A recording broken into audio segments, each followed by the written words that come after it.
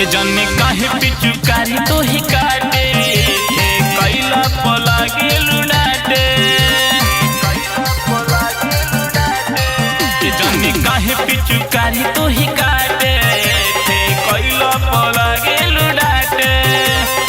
ऐसे ना भागो हाथ तनी लागो होई ना कुछ परेशानी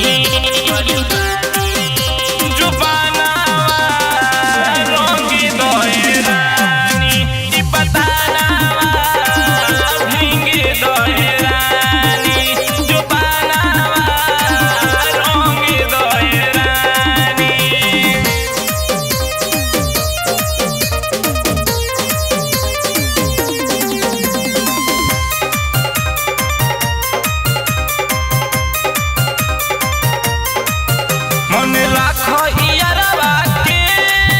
रंगे तो घंगरवा के मन राखो इयरवा के रंगे तो घंगरवा के जोनी कोरो इतना चोना हो डाले तो कोना कोना हो भरती चुकारी कहाँ लेके जाई जुआता ठोपे ठोपे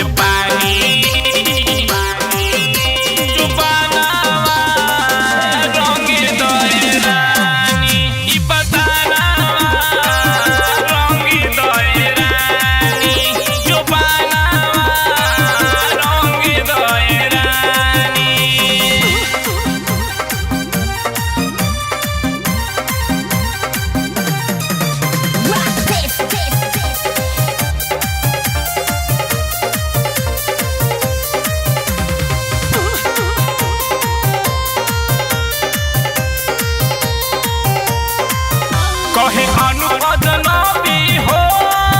दामो काया भी हो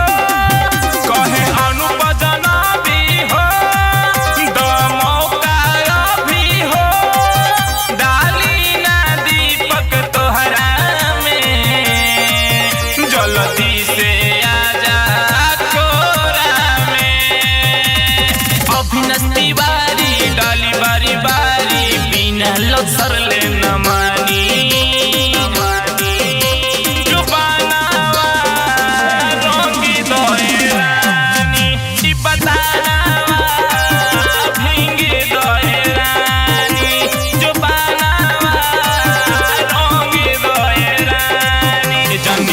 पिचुकारी तो ही काटे